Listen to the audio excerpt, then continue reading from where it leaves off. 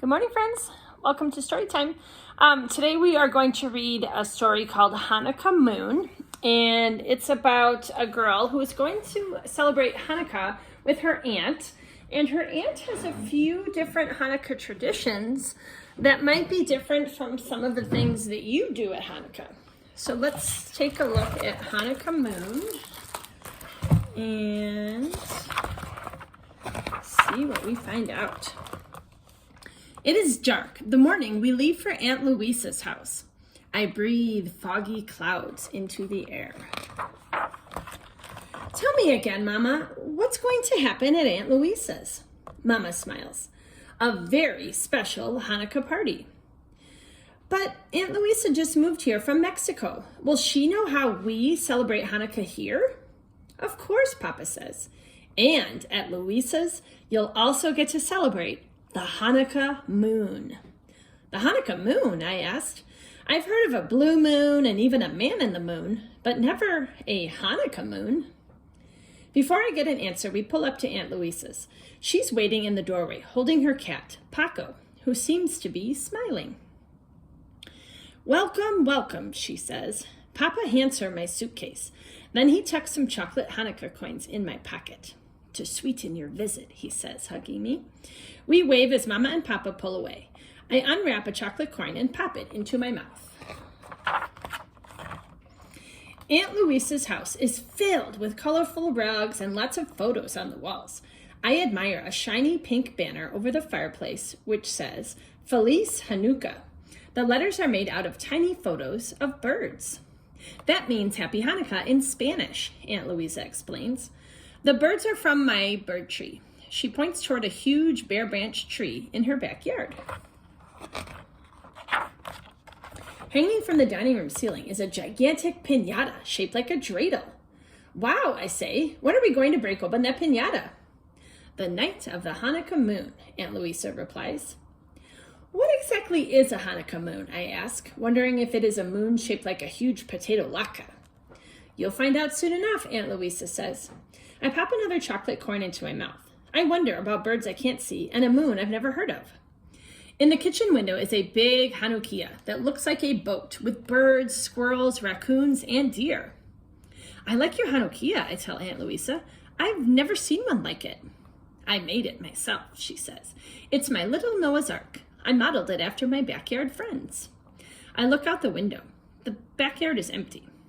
I guess Aunt Louisa has a great imagination. That night, we celebrate by lighting the Hanukkah and eating latkes. I give Aunt Louisa a little silver dreidel from Israel. She gives me a small package wrapped in shiny blue paper. It's a little camera. I take pictures of Paco sleeping on his back, Paco playing with a ball, and Paco looking out the window. Aunt Louisa smiles.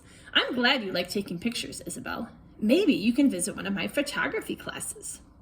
You take classes, I asked. I teach them, she answers, at the university, and you'll get to meet some of my students soon. I look outside again before I go to bed. There is hardly any moon, just a tiny sliver of light. I fall asleep dreaming of a moon shaped like a giant dreidel that pops open, showering the world with Hanukkah gifts. Aunt Louisa wakes me early. The sun is just coming up. Quick, she says. Throw on your coat and slippers and take your camera. We walk toward the bird tree. Shh, she says, walk softly.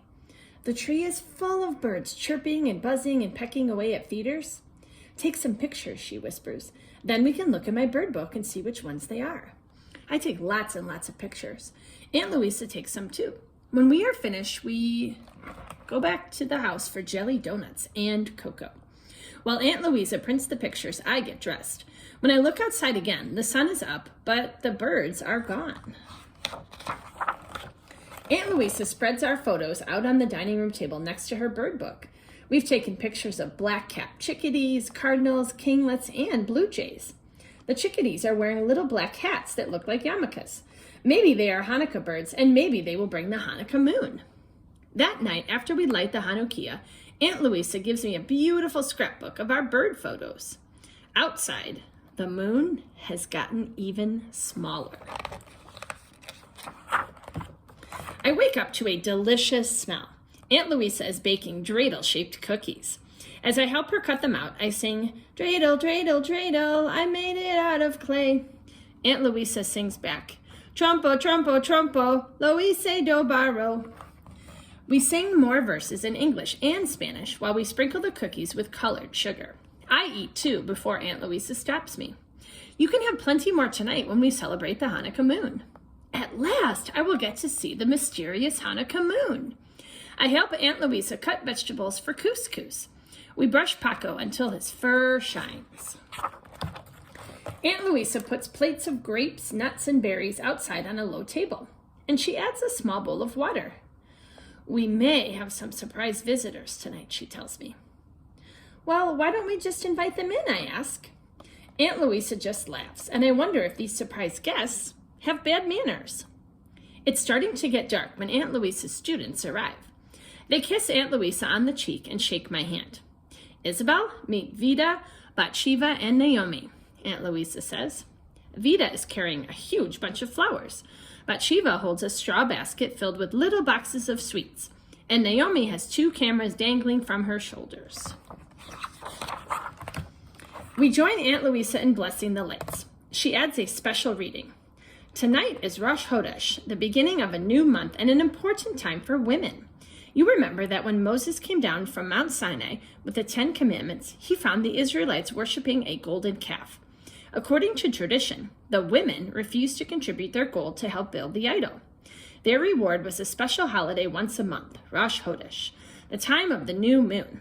Wow, I say, I didn't know that. After dinner, it's time to break open the piñata. I stand on the chair and whack it hard with a stick while Aunt Louisa holds me tight.